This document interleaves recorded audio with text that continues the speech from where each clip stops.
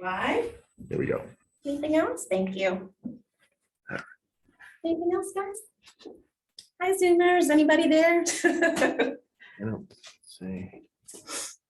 Nobody there yet. Okay, it's recording, so we're good. Okay, so we want to talk about the process and we want to talk about the big what. Love all that. So I'll make sure that we address that. So the first thing I think that I would want to, it's tough sometimes doing the Zoom and the in person, but I'll do my best. I'll stand like right here. Think that'll be good? Or I'll come over here and turn it this way. Okay, bear with me, guys. All right, so a little bit about me. Let's see, so I'm going on year 6. When we talk about a big why, I used to be an adoption worker. So I worked for the state and it was miserable. I hated my job and I was helping kids get adopted, but nobody wanted to be adopted. Like I was the bad guy because they wanted to stay with their mom, right? They want to stay with their mom and dad. And it wasn't always abuse and, this horrible situation, but sometimes the state just has a timeline and says, well, Ms. Johnson didn't get herself together in 3 years, so we have to get them adopted. And I'm a mom. I have an 8-year-old. And so when I first started, he was 2. I remember I had a kid on my caseload. He almost died in foster care. And I was like, this is too much. Like, I'm too much of a happy people person. It was just really depressing. And I was like, I got to do something else. So coupled with, I hated my job, hated going to work. I hated going home because I was going through a breakup. And so going home sucked because there were arguments and, breakups. Welcome, you can come on in. I'm all right. Okay. It's our broker. Oh, okay, gotcha. Going to work sucked, going home sucked. And I was like, God, I need something different for my life because this is really miserable. So I decided to go to real estate school with a girlfriend, just like, all right, let's figure it out. Let's see what we can do. And so I started real estate school like after work, right? So it was a lot going on. Coupled with, we broke up, so I moved back with my mom. So here I am, I haven't lived with my mom since high school. And I'm in my 20s with a 2-year-old, and it was really rough. Like I'll be very vulnerable with you all today. I think that's part of the journey, is just knowing that it was too much. So I said, you know what, Mom, this is too much. I'm gonna just jump in and do real estate and see what happens. And she's like, are you sure? If you don't sell a house, you can't feed your son. Like, how are you gonna live? Like, can't be in my house too long. And I'm just like, okay, well, I prayed about it. And I was like, God, please, like this life is not for me. There's so much more for me. And I just had to step into that. And so when we talk about the why, my why is to be a happy, independent mother to my son. Because there were times where, I'll be honest, I was dependent on other people to help me pay my bills or to give me a roof over my head. I was so dependent on them. I don't want to be dependent on my mom. And there were times where I was not happy. I was so upset and so like in a depressive state, going through the breakups and the things like that. You can imagine going into a career where we don't have a salary. You don't sell a house, like we all know, you don't get paid.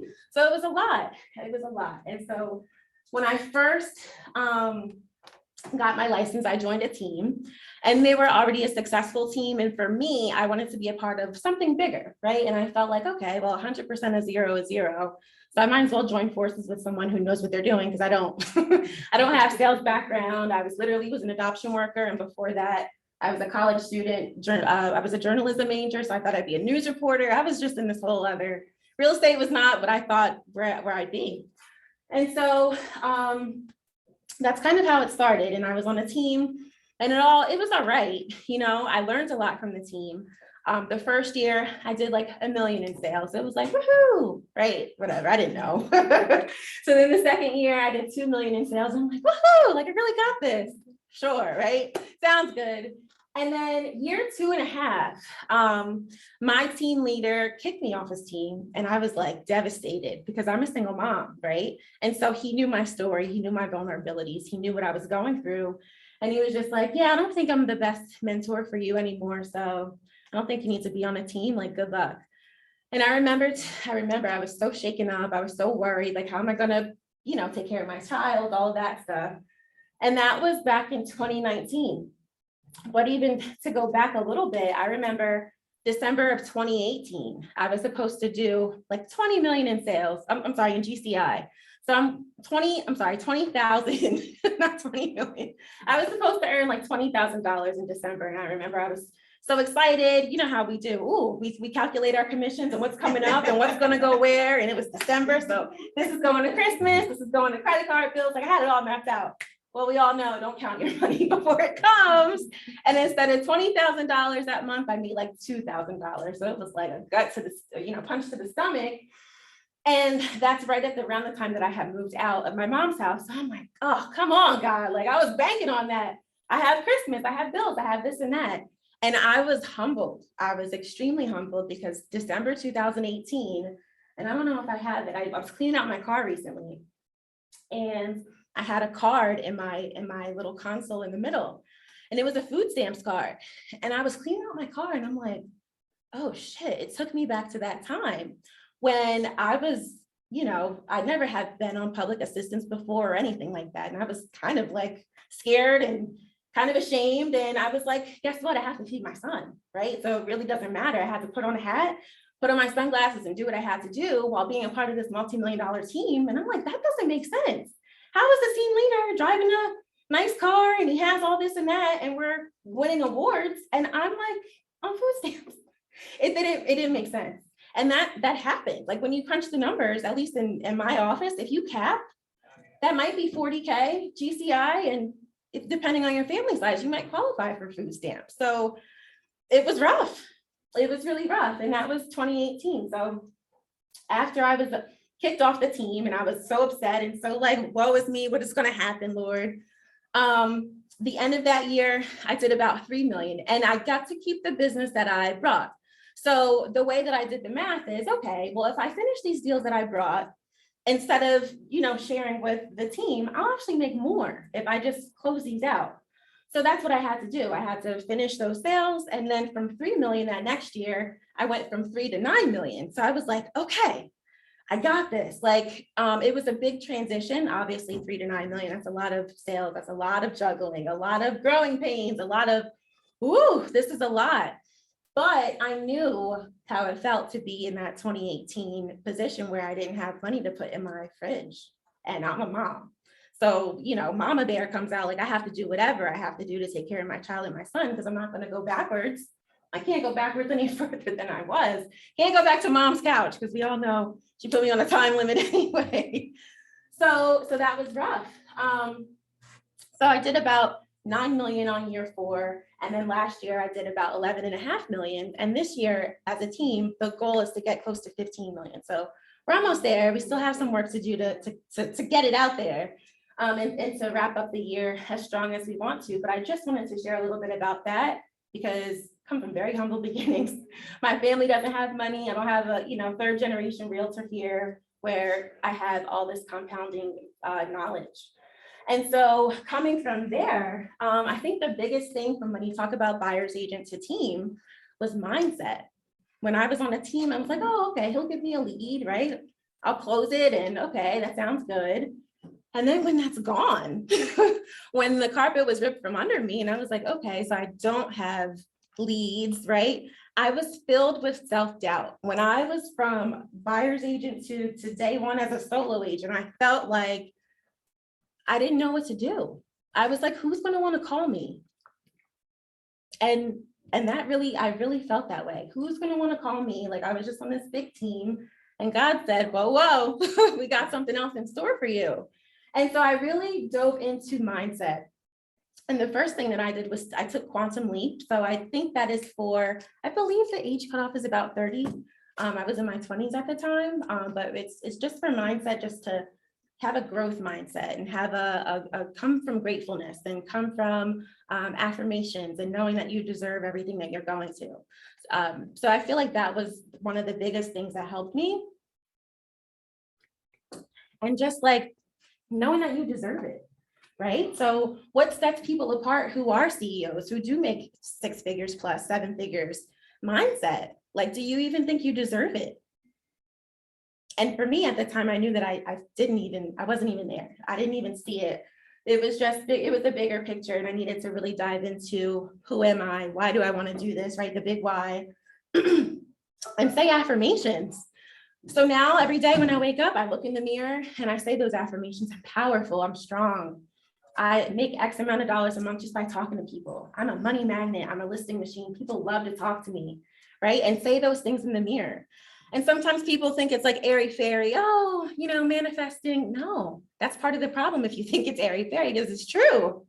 It's really true. You deserve everything that you put out there. So if you say like, no one's gonna wanna call me, you're right. No one's gonna wanna call you. But if you do the work and you actually look in the mirror and speak these things into your life, I realized that there was no magical wand. The difference between myself and the team leader that I had, it wasn't a magical wand. He just believed that he was the SHIT and he walked the walk, he talked the talk, and I just took bold, and our bold coach was Coach Bichet. It was hashtag do your job. Hashtag do your job. That's all we have to do. Just do our job, right? Sometimes we get so focused on like the little things, but we just have to do our job. One of the biggest things I took away from the 3 to 9 million mark, because that was exponential growth, was that I started making more calls. And the calls from 3 to 9 was, I was like, hey guys, I'm not on the team anymore and I'm a solo agent. And people would say, congratulations. And I'm like, why are they saying congratulations? Just got kicked off a damn team. Why are they saying congratulations? Everyone said congratulations, from lenders to friends to family to clients that are actively under contract. And I'm like, hey, so I'm going to finish us through the transaction. They're like, good. I didn't know who that lady was anyway. Good. Like, congratulations. So that's when it sparked like, oh, this could be a good thing, right? And when you think about it, or when you tell yourself like, I don't deserve that, or I can never be that, that's the limiting belief. Throw that in the trash. That's the limiting mindset. No, you do deserve it. You do.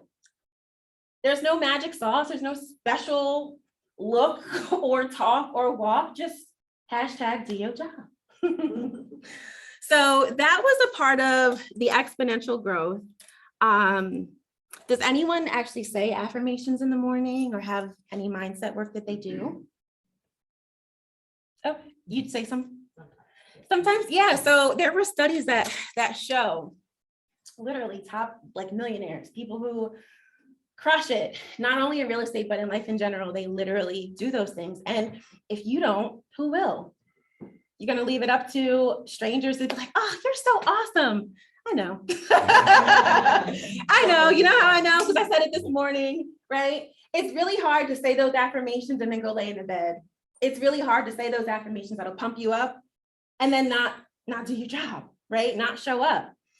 It's so powerful, guys. Please try it. If there's one thing you take away, just try it. You could even say it in the shower. No one's there. No one's going to judge. No one's going to say, why are you talking to yourself now every day?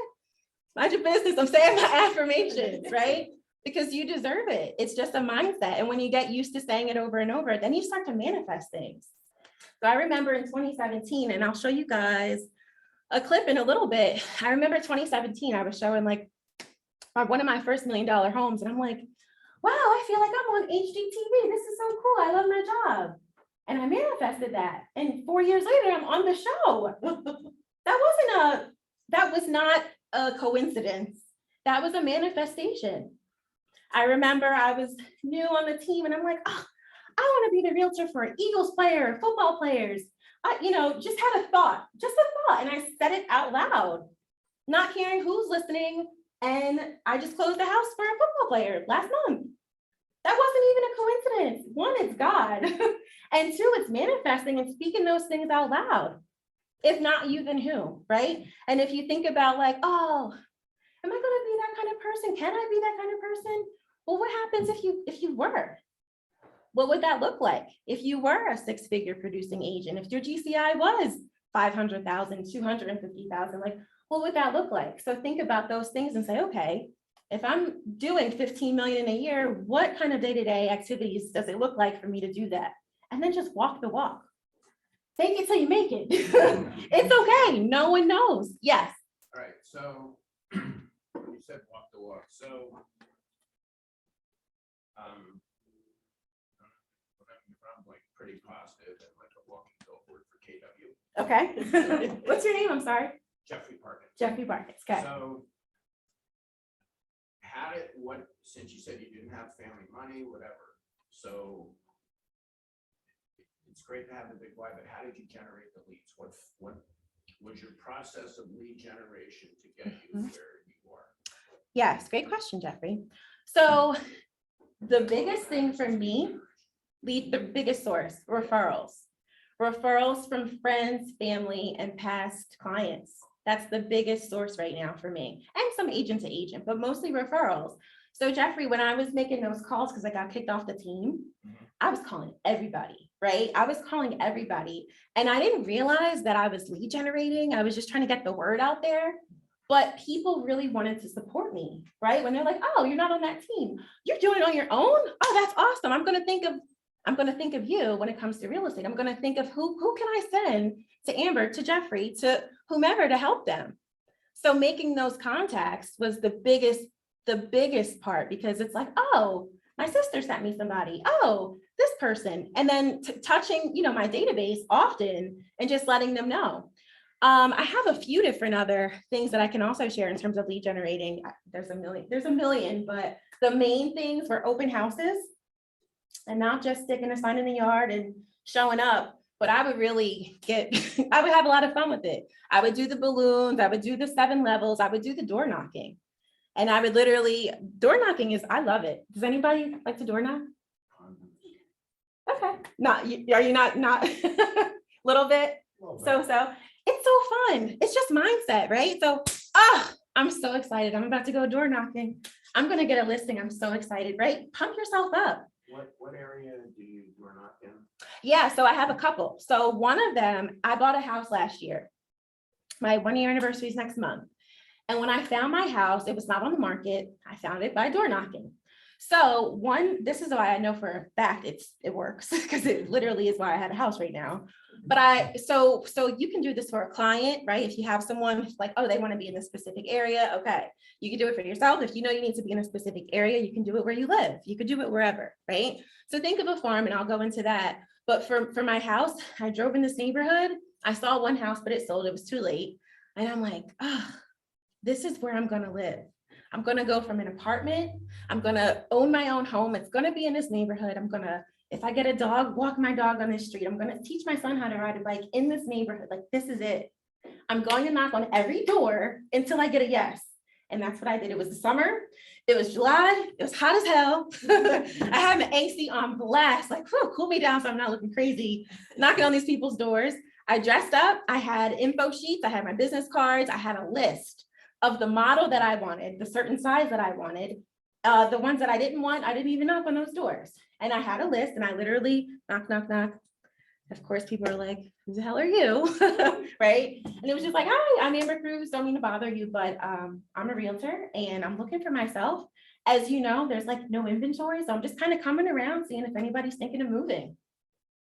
And just be quiet. And they'll tell you, and they'll either say, oh, no, I've been here forever. I'm dying here in a pine box, right? Okay, and I'll make a note, dying here in a pine box. Or, oh, no, we rent, but maybe the landlord will sell. And I'll make a note, okay, look up landlord's address. Or, hey, I just bought this like 6 months ago, but like, have you talked about like maybe house 5? Because that's Betty and Jeff, and they've been here for a while. They'll tell you, just let people talk. Or this person, oh, she doesn't really keep up with her thing. Maybe she wants to go, or whatever. They'll tell you everything you want to know. And I'm making notes, and I'm putting stars next to the ones. And then I met someone who was like, actually, I might want to sell. And long story short, I tried to help her, and she's like, oh, it's going to take me forever. But what about my neighbor? Do you want me to ask her? Because she had tenants there. And I'm like, yes, please, could you?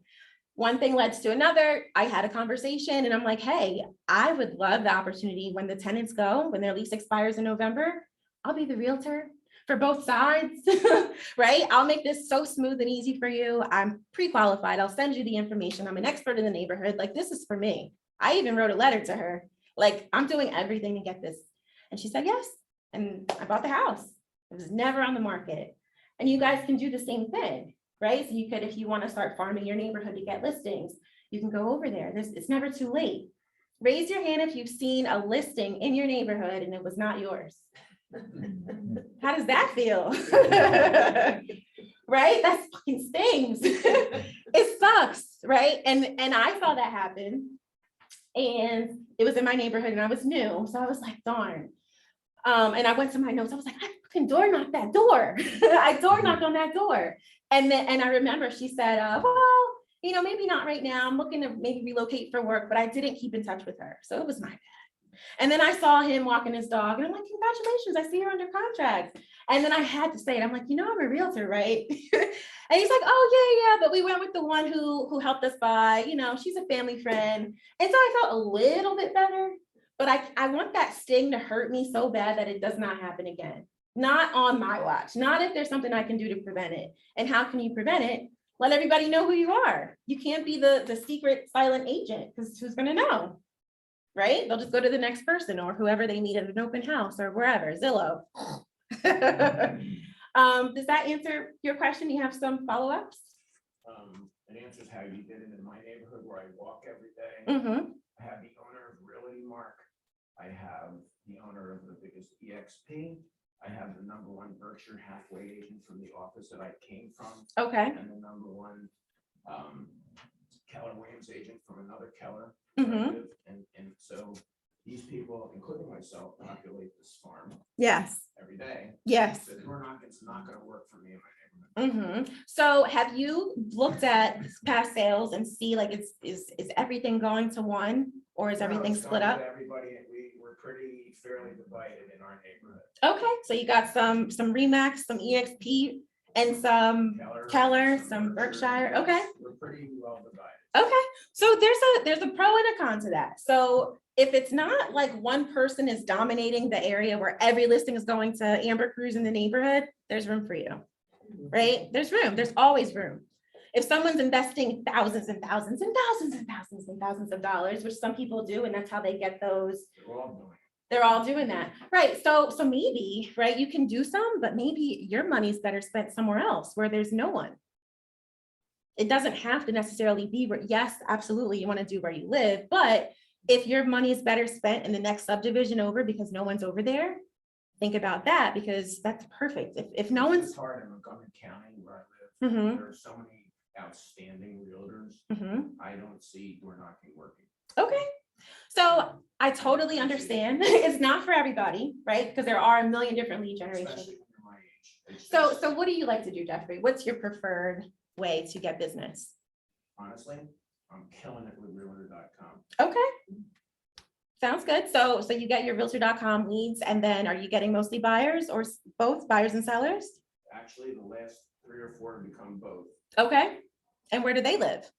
In my right where in the 2 zip codes that I wanted, right where I live. Nice. So you're going to have listings coming soon in those areas? Absolutely, as well as Good. I am never without quality buyers. Good. I don't know Good. what realtors done in the last year, Mm-hmm. because 2 years ago their leads were terrible, but in the last year they redid, and honestly, I have not had one that I haven't had a conversation with. Half of them used to be like, don't call me, it's before I call, whatever. Now it's incredible. Mm-hmm. So, Well, that's good. what that's done is it sort of put me behind what I have to do is do touch more, continue my 33 touch and do that more with my database. Yeah. Because you get busy running these leads and when you have success with it, Mm-hmm. the other stuff, so you have to do both. Do you have an assistant? Yeah, so I have 2 admins on my team and I have a buyer's agent. So I'll definitely break that down in a second of how it helps kind of support me do that. Is that your first hire? My first hire was my admin, second hire was my second admin, third hire was the buyer's agent. So I'm following the model very closely. So I don't need to get too personal. So you have 3 admins? 2 2 admins? and a buyer's agent. And a buyer's agent. Mhm. And what is your team grossing? So 15 million is the goal for this year, but I literally just hired my buyer's agent last month. So she just started. So you're paying out a lot of money still. You have to get a little bit higher before you. Well, I think I'm right where I need to be. So so just to jump in there real quick. So the model says when you get to about 40 transactions by yourself with no help, Absolutely. that's when you need to hire someone. And that's what I did. So I did 43 transactions like a crazy lady, freaking out, minimal time with my son, which I hated. But I'm just like, mommy has to pay for the house. Mommy has to take care of you. Mommy has to figure this out. And so I got very busy and my first hire was my admin and she does a lot of my transaction coordinating for me. So that took off a lot of pressure, a lot of time, and a lot of just passing her the baton. And so she's doing an excellent job with that. And I realized I had a gap in terms of listing coordination and social media. And there's so much, there's so much for us to do in this world, especially lead generate. There's so many different sources, but social media was another one. So my second admin she does my email management. I don't have to worry about, did I miss an email? She organizes my offers. You know how it is, how it was, had 60 offers on a house. Oh my God. She organizes it for me so I can just share it with the seller and a spreadsheet, and we just talk about it, right? So she helps with the behind the scenes stuff. So I can, social media? yes, so I can focus on my 80% of efforts, right? So that I can be the best that I can be. Yes, because checking my. Are they both full-time? Yes. They're both full-time. So for her, she does different work. So both of them do different things and they help free up time. So now I'm at the point where I'm getting a lot of leads where I need help just showing and like doing the things, right? I'm one person. So that's when I decided to have the buyer's agent join so I can give her, because as much business as we get, we lose. If you guys, yes. I hate to keep calling you a question. No, you're fine. You two want to get a room? Come on, Jeffrey, what's I up? think he should move out of his car. Sorry, I'm just gonna grab another water. So, the Keller agent knows the number, so what percentage of your 15 million you get from social media? I would say 30% of my business is social media. That's pretty good. Yeah. And she helped because I was not good with posts, right? We have a closing. Oh my God, I'm gonna make this post. Right. And then a week goes by, shit, I forgot to make the post. Right. Just make the post, right? I would get so obsessed with that. Or, oh man, I want the border to look nice. Or I want this, to look nice and cohesive. Like I would get obsessed with the details, right? Just trying to make it look nice and cohesive and make a great caption. And it was just a lot. So if you can leverage, it's leverage. That's what it is. It's leverage. And until you get to that point, we do have Command, which definitely helps.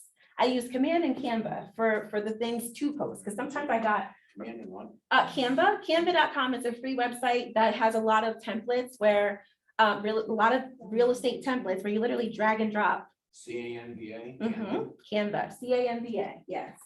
And it's free. They do have like a subscription if you want, but you don't have to do it. You could do the free version. So that has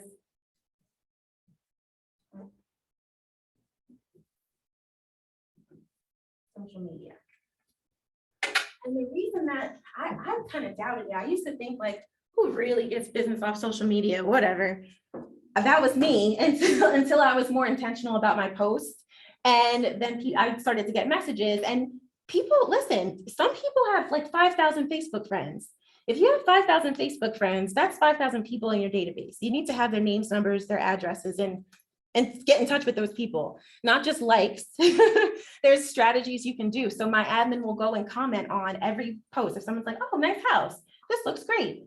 She comments on everything, more than 5 words, because that makes your post more engaging, So according to the. She knew exactly what. No, she didn't know. I had to train her. Yes, yes. What did you use to train the admin? So myself, and I also remember my first hire was a transaction coordinator. So she was amazing where she was able to systematize things and teach her as well. And the first one, the transaction coordinator, like you just made your first admin. Yes. She just happened to be a transaction coordinator, so you didn't spend much time training. I didn't have to train her. Yeah, because that is not my strong suit. Keller trained her. Your office trained her. No, actually, so this is, I pay her per transaction. So it's a company, another Keller Williams agent created a transaction coordinating company. And so, and I'm sure they exist here as well, Yeah. right? So if there's someone, because if you're like, I don't want to pay a whole salary every month to someone, but maybe per transaction, it'll save you so much time. So get into the groove with someone that you like and can appreciate and trust, where you can pass them the baton, and that'll free up a lot of time for you to be able to do the other things. What is it, the time that it takes us to work on whatever, title processing and orders and emails and this and that. If you can leverage it, imagine using that time to lead generate. That'll replace it and pay for itself. Yes. And what's your thought of having your transaction coordinator and your social media person, one person, and paying them really well, like somebody who knows? Yeah. So Instead you. of having 2 people, Mhm. you have more control with the one person. True. So you You could, you definitely could. However, usually your first 2 hires should be both admin. So I just split up their duties so that it's not all so much on one person. There's only so much bandwidth they can do in the 9 to 5, right? So for me, the one being the TC and then the one doing the other things like more behind the scenes, she's virtual as well. So I don't know if anybody's ever heard of Cyberbacker. Oh, yeah. Yeah, so she's a cyberbacker. Awesome. Yes, so she's virtual and she knows English and there's a hiring process and you choose who you want, you don't just go with anyone. And you vet them and you train them and you tell them, what are the five to seven things that you need to do every day? Yeah. Right? You can't give them 80 because then that's a little impossible. But if there's 5 to 7 things that you can say, I need you to focus on this every day, email management, social media, or for the other, transaction coordinating. Like, I don't want to have to open an email. I don't want to have to hunt you down. I don't want to check. I want you to upload my calendar and tell me this is the home inspection deadline. This is the closing date. This is the appraisal. Handle all of it. It's so nice that, because I'm a D, if anybody's taken the DISC assessment, I don't enjoy, nor am I really good at those things. So she helps keep me organized, but I know my strengths. So that is a benefit to me for that. And did you have a question? I saw your hand go up. Oh, you're itching your head. Sure. No. It's interesting because their speaker about a month ago came in, a young guy, I forget his name, who doesn't have any help. He was like 30 million a year, loves being in command 2 hours a day, loves doing the paperwork, and I don't love, anybody in here love doing the paperwork? No. It was Oh. Ducky. So I think your way is a better way, and I think, I actually told him that afterwards, I said, I think you would double your money if you hired somebody to do Oh, absolutely. junk work. Yes. Cyberbacker is awesome. We love our cyberbacker. So you have a virtual assistant And Genevieve, as you know, who's here. and Genevieve. It's great. Talk to you after. Absolutely. Yes. With your 2 assistants, Mhm. you had said they have pretty much, one does like these sets of tasks and the Yes. other sets of tasks. Do you have those listed or job descriptions for either? I do, and I can actually share those with you guys if you'd like. Yes, That'd be great. I will do that, absolutely. So yes, I do. I have a very thorough like job description for both of them. And then when you get into the groove with them and you're like, okay, I can pass you the baton. I know you're taking care of this. This allows me to grow. And then there's a ceiling, right? Unless you're a robot, and not like to eat, sleep, or have a life. I still am a mom, so I'm like, okay, I'm at the ceiling again. I need some more help. So it wouldn't be another admin, it'll be another body. I need you to show this house. I need you to get this, like, I'm gonna give you, and then you train them, right? And so I started giving her a couple of leads. She literally just started in September. So we're still in our 30, 60, 90 process. But so far, so good. It feels so amazing to pass her the baton and say, you run with this buyer, and I'm out doing family things with my son. Right? We went to the pumpkin patch while she was showing buyers, and I'm like, ooh, this is what they say, right? Exactly. This is the freedom that you get. This is the leverage. This is when it feels good. Or I was, enjoying, I went to 3 birthday parties this weekend and she was doing the open house. I was like, oh, right? We've been running for the past 24 months like crazy people because this market has been on steroids that, with that COVID, everything, it's like, sheesh, I'm actually appreciating the shifting market because we get like a little bit of time back. It's not as hurry. It's like, okay, we can schedule a showing for next Tuesday and it's going to be okay. The house is not going to be gone and we can schedule it. And I'm not having to fly out of my house every time I get a text from a buyer. Like, it's going to be okay. I'll guide you. Now we can have the conversations and guide them again versus just scrambling and running out the door. It's definitely transitioning to more of a skills-based market than just the nicety, you're the first person to answer the phone. Yes, you have a Yeah, question? suggestion to do that also, like I was just came back from a small vacation. I'm going away again this week for another vacation. Nice. I have a list of buyers that I'm working with, Mhm. and a house came up that a client of mine texted me and saw, and I still have this fear like it's gonna sell in a day, like it has been for 6 months prior to a month ago. Mm-hmm. So I call the listing agent now. I say, okay, if I take them 2 days from now, you're still gonna be on the market. Mm-hmm. So I would call, because things have slowed. And Yes. Most of the time, yes, they will wait for you now Mhm. or whatever. So Yes. if you're worried about losing a house because and my client couldn't go for a few days. I could have taken him yesterday, because I'm here a couple days. Mhm. He can't go till tomorrow.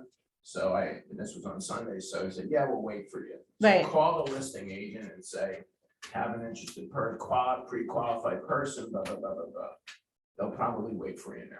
Yes, that's amazing. And for folks that, Shift it overnight. yes, for folks that got into the business since like 2020, when they jumped in, it was like, oh, right? That's a false sense of, a lot of the newer agents have a false sense of success because a lot of business just fell in everybody's lap.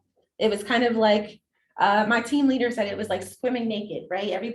Everyone's swimming naked. No one can see, anybody's shoulders down. Everybody's doing their thing. But now that the tides are changing and the market is shifting, now we're seeing like who didn't have on their bathing suit and who's not doing the work. You have to do your consistent lead generation. It's not going to be as easy as it's been in the past 2 years where people just automatically call. You're going to have a lot of buyers on the fence. The interest rates are 7%. I'm scared, or I'm nervous, or I'm not going to. Or sellers thinking, what, I'm not going to get 80,000 over asking. Are you kidding me? Right now we have to be the skills-based realtor and get those people because their goal still needs to be, It's like a normal market. it's normal, it's normalizing, and people don't realize that. So that's a great thing. Yes. Any other questions? Okay. I want to show you this link. Is this your email? Is this where I just sent the link? Yeah, we could probably just share the screen. Okay, perfect. I don't know if we have do we have anybody even? Fran, you have 10,000 emails. I was just gonna say that. Oh my God, I'm having a panic attack. Fran is not a type C. Well, I don't think we have anybody on Zoom, so you could just go. Okay. Go to the first tab. Okay. Oh, I found it. I found the Yeah, link. Okay. So, Oh, you got it. You're good. All right. huh? What? They're missing out on leads. Are you showing us your episode? A couple minutes of it. Yeah, it's too long to show the whole thing. What? Well, and you see all those other contacts.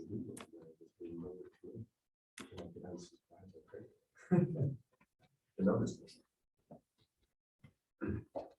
So the house hunters thing, it kind of, it definitely manifested itself.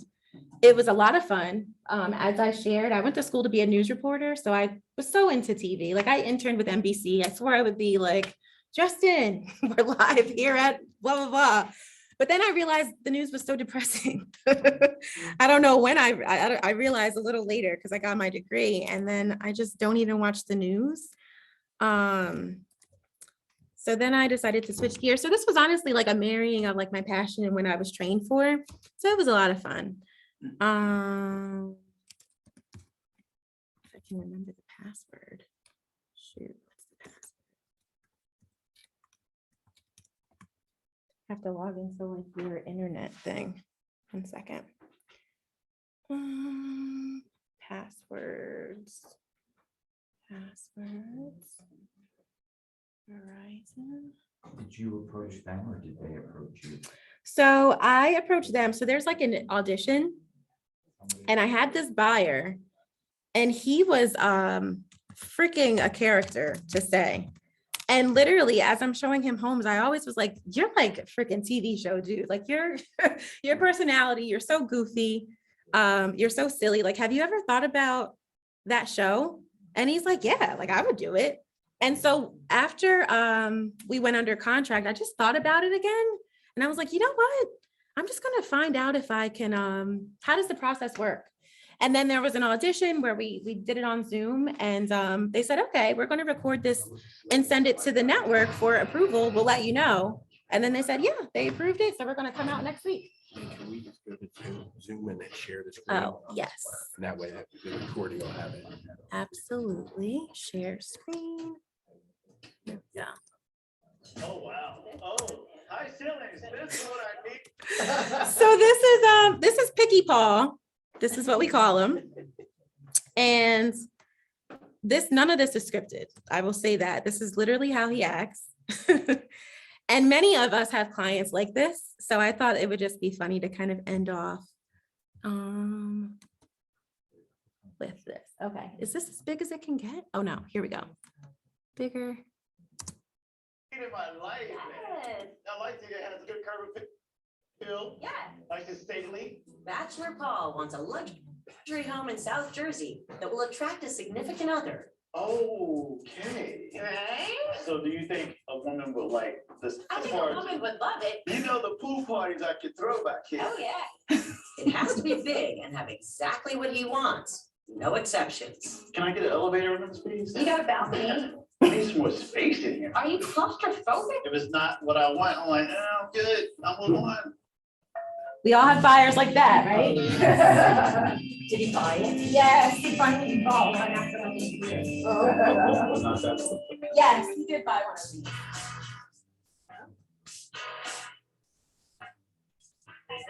What's going on? What's going on, all right? Thank See you again, too. Aw, All right. you made it down to Jersey again. Man, finally. Look, I'm Paul. I'm a retired medical executive from the Air Force. I'm a very outgoing guy. I'm an all or nothing type of person. So, I mean, you're gonna love me or you're gonna hate me. That's who I am, but I think most people love me. It's so nice that Linda let you stay here. It is. Currently, I'm staying with a friend in South Jersey. Now I decided to buy a house because I'm officially retired.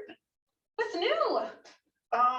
You know what? I'm just glad to be out of New York City after living in the city, in a 1,500 square foot, what I consider shack, you know. I need space. I need to stretch out. I'm a tall guy, you know, I need space. I need at least 3 times that in my head. I don't mind having neighbors, but the more privacy, the better for me. I've lived in South Jersey in that area before, and I really enjoyed the suburbs. You got some dates lined up or what? I mean, most people like my age are married, you know, they're married, they couple off or whatever, you know, so the pickings are a little slim around here. I'm still optimistic though, you know, I'm optimistic. We'll find you somebody nice. I'm looking for a house, not, with maybe the future misses down the road. I want someone to just share some of the niceties that I have in life with. We're gonna find the dream home. You're gonna find the dream girl. It's all gonna manifest together. My agent Manifest. Amber, one of the top sellers in her company. So I was like, okay, you're giving people what they want. And, you know, I was like, oh, that person's for me. I feel like the matchmaker truly with the houses. I listen to what you're looking for. Then we tweak things as we, see things that you like and don't like until we get the one. My home is gonna be like my palace away from wherever. So I need to be able to walk around the house like I'm on a resort on vacation every day. When I pull up to the house, I need it to look a certain way. I want a home that's stately, and to me, that means, brick front, modern colonial style, if you will. 2-story for you, a lot of light, more windows the better, the higher ceilings the better. I have 3 younger brothers that live in Virginia. So when Okay. they come to visit, they need a place to stay. And for my 8-year-old son, a little man, he needs a place to stay. I need an office, Okay. mandatory. We all have buyers like Elevator, this. we can make Like, that, laundry list of whatever. everything in the Elevator. Elevator, I'm just saying, They're like $1 million plus for an elevator. I'm Ooh. telling you right now, because I'm seeing it. I'm looking to spend between 6 and 850. My max, I can go up to 9, but the house has to have all the luxury things that I want. It has to have all the updates. We just bumped up the price, so I'm saying, can I get an elevator? I hear what you're saying. You've been saying the same thing. I know you for over a year and a half. We've been working together for quite some time. And the luxury market, those homes don't come out every single day under $1 million. And you're 50. I know me, so if I don't get the style of home I want, or even the type of, that even flows into relationships. If it's not what I want, I'm like, I'm good, I'm the one.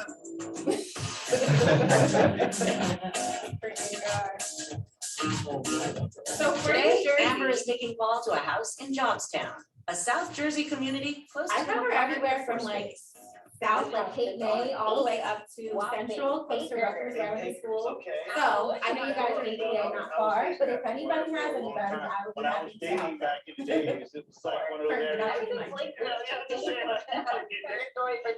They don't want to go that far into like that rural area. It is more rural, but you do get that vacation feel, right? You're away from everything. And at the price, you get 8 acres, a gorgeous 4,000 square foot home with an Okay. in-ground pool. So somewhere that a woman would like to be. Absolutely. Does he have a How many girlfriend now? bedrooms? Oh my 3? gosh. Three Yeah, we got bedrooms. married, Right. but They're they're more. so So they're manifested. colonial, but it's Yes. custom. But I don't know if Where it's they gonna really paid attention to manifest. detail with the interior and it has a little bit of Because he's freaking stucco. This is a place where you feel like you definitely arrived, I You've guess. you know. arrived. Oh, wow. This Oh, was it. hi, ceilings. This is what I'm talking about. That This is you what I feel need in my little life, man. Yes, we have an office here. You know what I like about this? Yeah. That there's built-ins, but then there's wall space. Yeah, you don't It's want- kind of, yeah, it has a nice, Contrast, yeah, I exactly. like it. So this could be a bedroom if you need it to be. No. I don't think that's gonna work. That's not gonna work. That doesn't work for me. I mean, look, You look can put at a the door space. right here. There is a Very beautiful. gorgeous dining room right here. You know, I don't want a dining room table. I You want don't something, dining room table. no, I don't want the formal spaces. I mean, keep in mind, when the missus comes or your family, Mhm. Thanksgiving, holidays, we're gonna have dinner. Can't just Manage your be expectations. selfish. Aw, picky, aw. That's okay. I mean, I'm okay with that. Okay. I can be selfish and self-centered and shallow. I get those things. That's who I am. I get it. But why can't I have what I want? I mean, you know, why not me? So This is- this is like This is the, amazing. look how open Wow. the space is. It's The so space- open. Yeah, I wasn't expecting that. So, Okay. nice open kitchen. But we can't overlook the obvious. What? This needs a little work, like the counters there, maybe out. Okay, so they're not granite, and you could throw some granite on Right. top, so that's Uh, easy.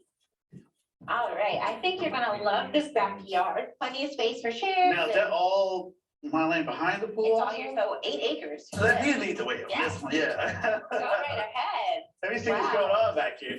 You know, the pool parties I could throw back. So I'll here. fast forward since we only have a little bit of time left and I don't want to play the whole episode. It's on demand. So if you guys want to watch it, if you're bored and want to laugh at Picky Paul, it's on OWN, so the Oprah Winfrey Network, and it's on HGTV on demand.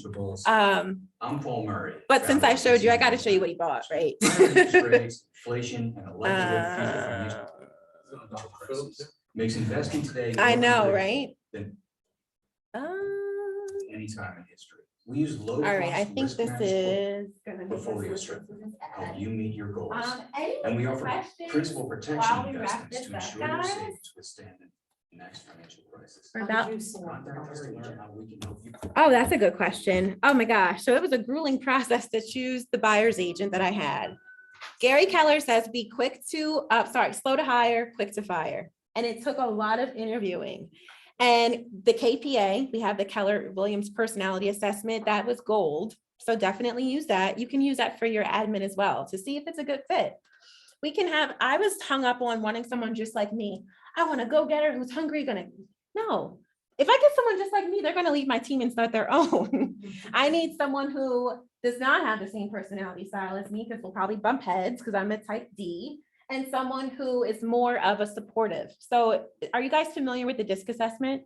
Okay, I go by it. I was also a sociology major, so the study of people, I'm so into like what makes people be the way that they are. And she's an SC. So she's more supportive, she's stable, she shows up, she's dependable. Those are the traits that I needed. Someone who's gonna show up, maybe she didn't sell. I think she sold like 12 homes in the past 2 years, right? So she's not somebody who's like, yeah, I just do it all. But you don't need that. You need someone who's hungry, open to learn, and then grow. She knows, I didn't want to start off with how do you open a lockbox, right? Not brand new, because I didn't have the bandwidth to do that. I had leads that I need to pass to you, but someone who has the potential to grow and do the work and follow the model and not try to reinvent a wheel or take your business and try to run with it or learn everything from you and go. So those are the things, like I gave her the DISC assessment. I interviewed her probably 4 or 5 times. I took her to coffee. I talked about not work stuff, right? I learned that she's pros and cons. We're people. We're not humans. We're not robots. But I learned her strengths, her weaknesses, what she likes to do, what she hates to do. She was scared of door knocking. I had to say, come on, we're going to go. And I showed her like, it's not that hard. Just knock on the door and smile. So those are the things that helped me. Okay, so this is the one that he chose. Keep his mind open, because sure, there might be some things that he wants to change, so gotta continue to tell Paul that it's doable. 2-story I foyer. like that. You got a nice, All right, double doors. I really like the flooring. yeah, this is giving luxurious, right? Yeah. Is this dining? You want a room where you can make it whatever you want, Right, right? I don't want defined spaces. I can make this whatever I want. I like this. I like this. So this Uh, is what you're looking for when you're thinking about a okay, gourmet kitchen. okay. So this is a 14-foot island. So this is really nice because you can easily put you, your son, your brothers, Right. your future wife, everybody can fit up here. I like this. You know? It's different, but it's different in a good way. is this something that a lady would like? I mean, cause I've seen a couple of items like, you know, it looks a little dated. I mean, I think the ladies would like this, Paul. This is going 2001. okay. You can make some small changes, but you got a ton of cabinetry. it You does. got your high-end appliances. Right. I just need to get him to see the macro and not the micro, focusing on these small details that can be easily changed and really start to see the big picture. Let's go down to the basement. It is finished. Hey, the flooring is interesting. So this is a vinyl waterproof floor, and then this is like a ceramic tile. You don't like either Not a one of fan, them? not a fan at all. Either one? No, I mean, it's just a whole lot of colors going on for the space. Then Not it play appealing. with the paint color and all that good stuff. I Okay. mean, you know. We can change that. We can change that. We can change that. Yeah, let's see what's going on up here. Okay, this is really nice.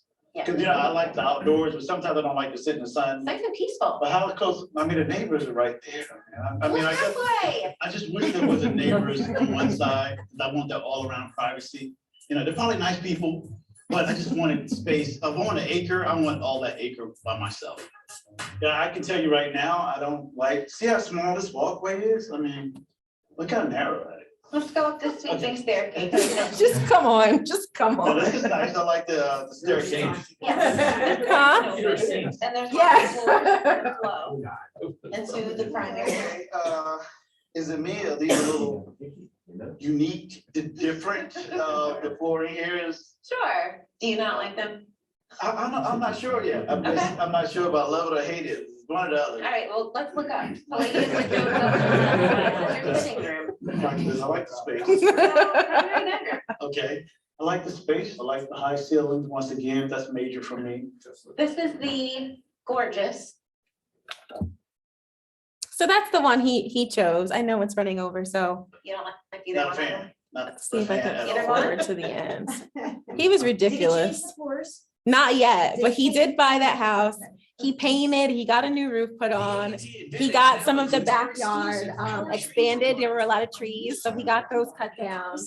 And it's funny, he was very obnoxious, but he was a good guy. Like, I knew his intentions. We had the consultation. He trusted me to push him a little bit, right? Sometimes buyers will get him. Zillow or Realtor.com. He was a random call-in during COVID, like March 2020, and left a message like, hey, I see this one house for like 123 Apple Street. I'm interested. And it was like, it was like a pre-foreclosure. You know how Zillow does that, and it's not an active listing. It was, I think he went online and just hit a button, or went online and looked for a realtor and just called me. So, no, I'm actually not, no. But I think he went on the Zillow page and he said he just searched through a couple things and just, knowing his ass, he's probably looking for someone pretty or someone that he would find attractive to help. At the time, he had a different girlfriend, so I was helping him and a girlfriend find a house. They broke up. Then he went to someone else and they were looking in PA. He was looking at like $1 million house, and then they broke up. And then I'm like, how about you focus on yourself? Just get a house for yourself. What do you keep worrying about these women for? Then that's when you see this. So we were looking for just himself, and he's still thinking and worried about a woman. I'm like, dude, still come. Don't you want someone who's gonna love you for you? Not just the house. Your gourmet kitchen. Your gourmet kitchen, yeah. So, Uh-huh.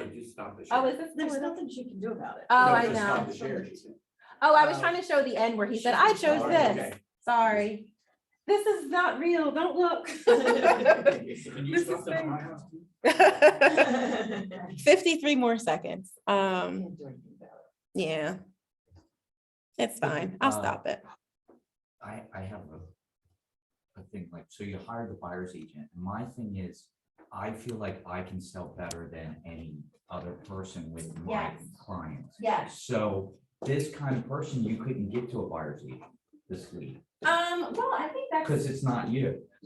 that totally depends, but Well, it depends. Like, you never know like what they're going to so be as a client. yes, so absolutely. So you want to give your buyer's agent as much business as you can, but you're definitely, I still work with some buyers, some.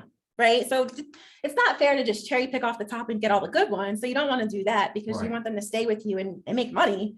But for someone like Paul, you're right? He's picky as hell. And we made that connection and I was working with him. So I'm going to continue to, right? So the football player, it was a referral. I met his sister who bought a Ryan's home house for like 300,000 and Ryan Homes, we only get like a $1,500 referral bonus. We get nothing. But I was nice to her and I showed her, she never mentioned she had a brother who was in the NFL until after. So you just take care of people. And yeah, she didn't look like some rich, fancy woman. One second. She was a regular woman, just looking to buy a house. And she's like, you know what? You did a good job. Now my brother's looking. So it was just a referral, just taking, because you never know who knows someone and you never know who they know. So yes, I understand no one's going to do it exactly like you, but you want to train them so that they're like very similar, very similar, so that you can trust them. That's just a hard thing to give up. Yes, I yes. feel myself.